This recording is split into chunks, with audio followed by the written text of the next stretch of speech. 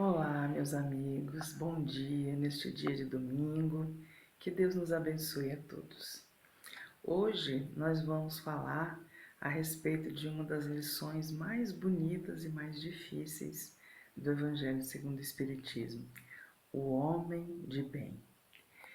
São tantas as características que Kardec coloca para o homem de bem que a gente dá até uma desanimada, né?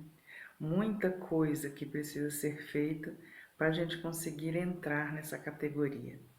E aí, pensando sobre meu desânimo, eu resolvi deixar de prestar atenção na quantidade de coisas que ele diz para me preocupar com a qualidade das coisas com que ele fala. E são tantas coisas boas que no final das contas a gente pode fazer um resumo. Nós podemos nos chamar de homem de bem, segundo a doutrina espírita, se nós não desejarmos mal a nenhuma pessoa, a nenhum ser da criação e procurarmos fazer todo o bem que seja possível em cada situação que se nos apresentar. Parece uma coisa fácil, né? Não desejar o mal a ninguém, mas não é tão fácil assim. Principalmente quando as pessoas fazem bobagem e a gente entra no julgamento e começa a dizer: ah, mas fulano não deveria isso, fulano não deveria aquilo. A gente começa logo a pensar, né? Podia acontecer alguma coisa com ele para ele aprender que não é assim, que não é assado e etc. É muito fácil entrar nesse movimento. Então, quando nós percebermos que estamos julgando alguém, vamos perceber também se no nosso julgamento, na nossa análise, a gente está com aquela pontinha de desejo, né, de que alguma coisa ruim aconteça para que a pessoa aprenda a ser diferente. Isso é importante porque todos nós precisamos aprender alguma coisa. E a providência divina, ela nos dá as situações, as coisas, as pessoas com as quais nós precisamos aprender essas lições.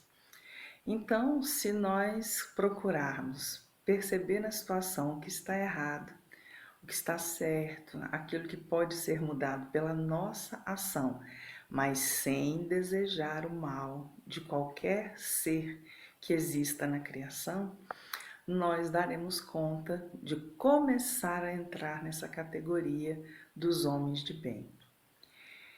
E isso é especialmente difícil quando alguém nos magoa, né? Pelo sentimento, pela ingratidão, por não nos respeitar, por não nos dar a afeição que nós queremos. Eu já escutei, inclusive, pessoas dizendo: eu tenho fé em Deus de que fulano ainda vai sofrer muito. Nós não precisamos gastar nossa energia com isso, porque o universo vai providenciar para cada um o sofrimento que seja necessário para a pessoa aprender as suas próprias lições. Então, se nós procurarmos analisar, sim, porque não devemos engolir tudo sem analisar, sem pensar, mas evitar o julgamento e o desejo do mal para quem quer que seja, nós estaremos entrando nessa categoria dos homens de bem.